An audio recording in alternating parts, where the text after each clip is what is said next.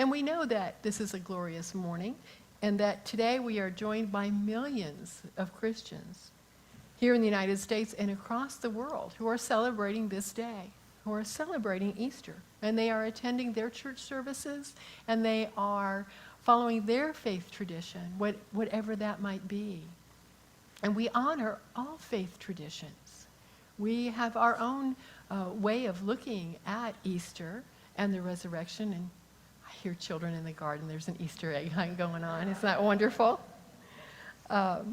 We look at this time of releasing old, worn-out beliefs, thoughts that we've held on to, unforgiveness. We see the Lenten season as this 40 days of letting go and being open to renewal, to rebirth from within us. So we've been releasing stuff in the manifest as we've allowed areas for you to bring in canned goods, non-perishable food items that have already been taken to the food bank, and as well as our little box. We've brought in clothing and household goods, and we have shared those with 2 other communities. Having those items represent something that we were letting go in our consciousness. Maybe you let go of something you weren't sure you wanted to let go of. That ever happen? And then that fear comes in. I really love this. I know I haven't worn it for 3 years.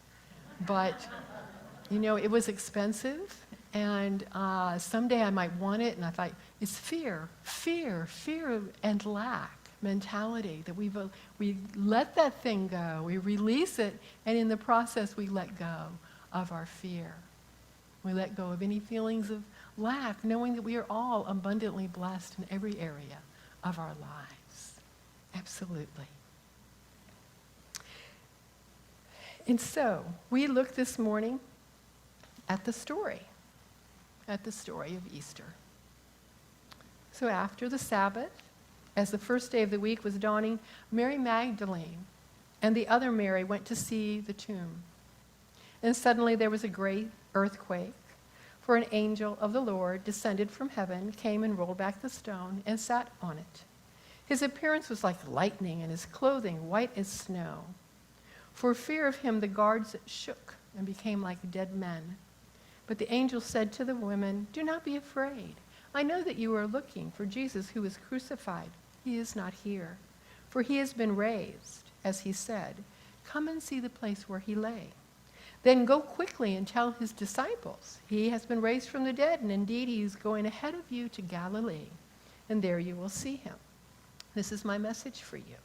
So they left the tomb quickly with fear and great joy and ran to tell his disciples. Suddenly Jesus met them and said, "Greetings." And they came to him, took hold of his feet and worshipped him. Then Jesus said to them, "Do not be afraid. Go and tell my brothers to go to Galilee. There they will see me." This is from the Gospel of Matthew. There are other versions in the Gospels that have slightly different description of that morning, but I'm sharing the one this morning from Matthew. Now we in Unity, we can wrestle with our Christian identity each year on Easter. Even though our faith tradition is deeply rooted in Christianity, I always call us first century Christians, that we look at the teachings of Jesus, at the words of what he did, and follow that example, just as his first century followers did, not getting tied up into dogma or creed or anything that happened later within the churches. We're first century Christians. But this story can be difficult for us, for we look at the Bible metaphysically. Metaphysically meaning we look at the message behind the story. What is it saying to us? What other meaning can we draw besides the literal? And you can also choose to believe in the literal and then use that magic word and know that there's a message there for all of us, for each of us, to take a moment, to take moments to explore anew. And I know it can be tricky. When I went to seminary, when I was getting ready to go to seminary, I thought, how's this going to work? I have kind of a love-hate relationship with the Bible. something's got to change here. You know what I'm talking about. There's some passages we love, and some passages we go, what? And some passages we just outright reject. But when we look at these scriptures metaphysically and know that they were never meant to be taken literally, a whole new world opens up to us. And so as we look at this metaphysically, we know that Mary represents the first part of our soul consciousness, that Christ consciousness, to become aware of the resurrection, of the Christ, that Christ energy, that Christ consciousness within us. It's that ray of light that penetrates the soul as it perceives the Christ being love, knowing that it abides in us always and never dies. It cannot die, that love within us, whether we're on this side of the veil or the next. That love is there. The angel of the Lord represents a manifestation of the principles of denials and affirmations. Now, this principle is needed and capable of ridding our souls of fear. Now, in Unity, we look at denials and affirmations as a way to affirm our good. We're not in denial that there's a world and that things happen and that we get sick and that someone runs into us or we lose our job. We're not in denial of that. But what we do is, we look at what's happening in our lives and we firmly deny that it has no power over our true self, that it has no power over our truth. And so we might say, this situation has no power over my good. And then the affirmation is, I'm a child of God. I am abundantly blessed in every area of my life. And so it is. And so it is. And so we deny the power of the ego, of those judgments, of those things that happen in our lives, and we affirm our good. And these denials and affirmations have the power to raise our consciousness, to help us to dwell in that Christ consciousness more often, for that's what we all want to do. We all want to be there. We all want to be fully present to what's happening in our lives and to express and reveal as much as we can as that godness, that goodness, that Christ consciousness in every situation. To be a blessing to everything that happens, even when it's happening, appears to be happening to us. And I'll get there in just a moment. Now, the stone may be likened to hard, heavy thoughts of separation and judgment, as I was referencing, those them and us type of things, those people, that political party, that age group, however, whatever we might use in our ego to separate us from our awareness of our oneness, condemnation, even gossip, that keeps us from our good coming into manifestation. So the term, he has risen, we resurrect our body by the renewal of our mind, the mind of spirit. For a resurrection takes place within us every time we realize that divine essence is a part, an integral, intimate part of who we are, always has been and always will be. The Christ life is dynamic, and it's within each one of us. It's within each one of you, that dynamic life and energy of the Christ consciousness. I mentioned this at the Easter sunrise service. We often refer to unity as a Christmas religion in an Easter world. For our attention is on the life of the man, the teachings, his example, the way he showed us to be. For that's what he was doing over and over again, saying, follow me, do this, love one another, rather than focusing on the death or the resurrection, literally. Now, all this attention at Easter to this literal interpretation and acceptance of Scripture, literally, can be difficult for us if we let it. It doesn't need to be difficult for us. Remember that magic word, and? And. We don't need to block any faith traditions, concepts from our mind. We can embrace what works for us. We can make that choice. We can and we do draw wisdom from Holy Week and find those lessons for us that are personally ours. Doesn't matter if we've gone through this Lenten season however many times, and I'm not mentioning any numbers here, that it's always can be new and fresh as we go through these practices and use our spiritual tools to deal with life, And the resurrection of Jesus is one of the most sacred stories of Christianity, and from that story emerges a renewal of faith, a transformation.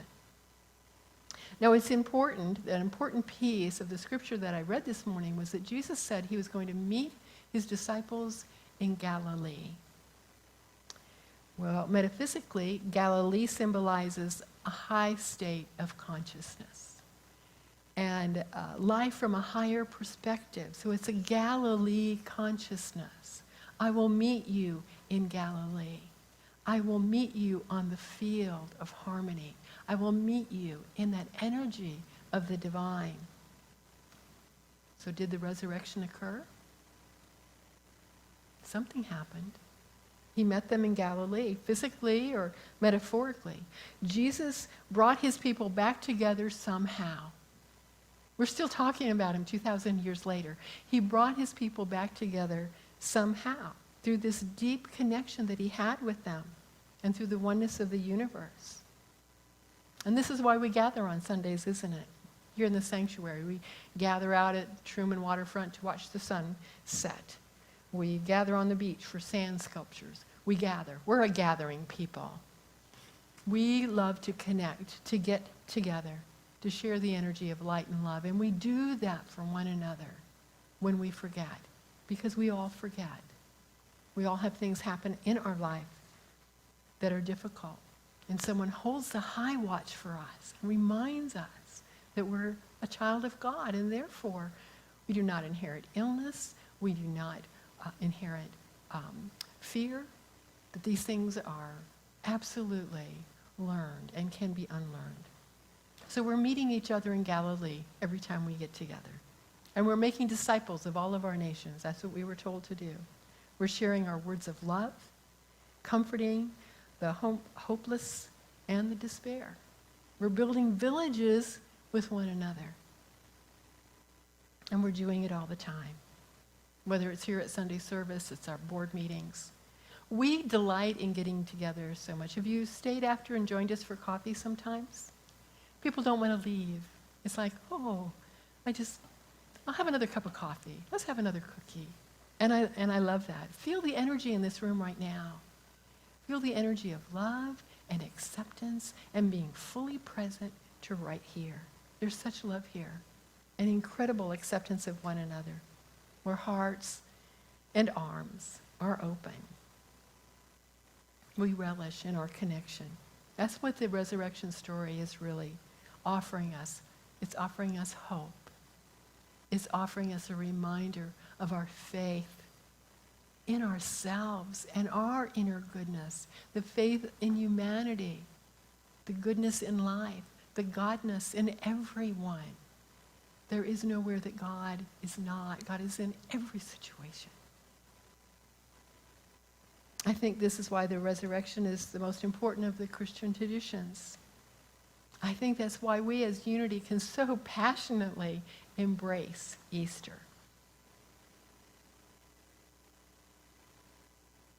So in answer to what do we do with the story of a literal resurrection? Believe. Believe in hope. Believe in Galilee. Believe in transformation. Believe that we are disciples of our love for humanity, for our commitment to love one another. Believe in yourself. To close, I'm going to share an adapted writing from the Baha'i faith called Today I Rise. Today I rise generous in prosperity and thankful in adversity. Today I rise worthy of the trust of my neighbor. Today I rise and I am a treasure to the poor and an answer to the cry of the needy. Today I rise fair in my judgment and guarded in my speech. Today I rise unjust to no person, showing compassion to all. Today I rise as a lamp unto them that walk in darkness, as a joy to the sorrowful, as a seed to the thirsty, as a haven for the distressed. Today I rise and integrity and uprightness distinguishes all of my tasks. Today I rise as a home for the stranger, as a balm for the suffering, a tower of strength for the fugitive. Today I rise as eyes for the blind and a guiding light unto the feet of the erring. Today I rise as a breath of life to the body of humanity, soil of the human heart, an ark on the ocean of knowledge. Today I rise as the sun in the heavens of bounty, a gem in the diadem, the crown of wisdom. Today I rise as a fruit upon the tree of humility. Today you rise, we rise. It's a new day to set the intention for what today will unfold for you, how you will show up, how you will be, and how you express.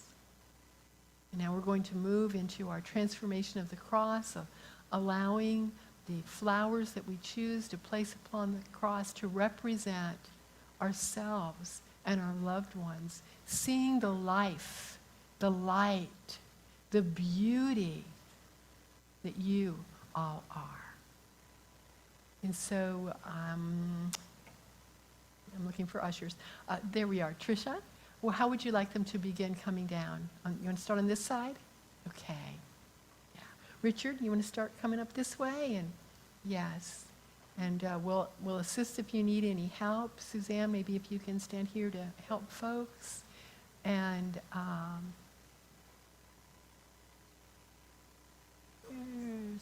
there's Chris. We're going to do a little strumming. Yes, thank you.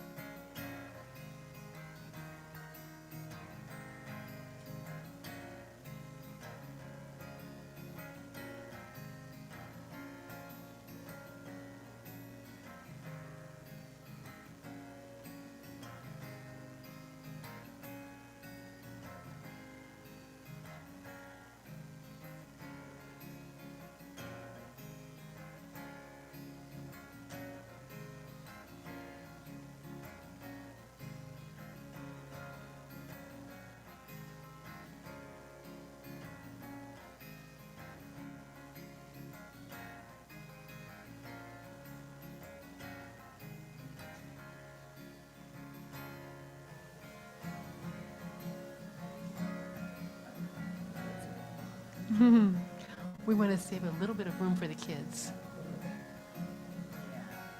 Yeah. Yeah.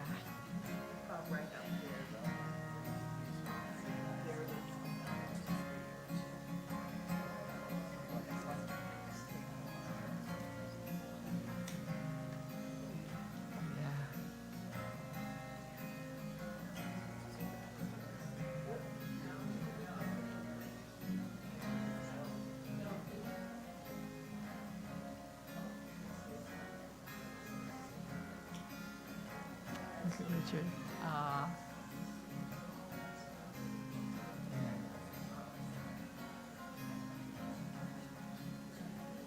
No, not yet. Yeah.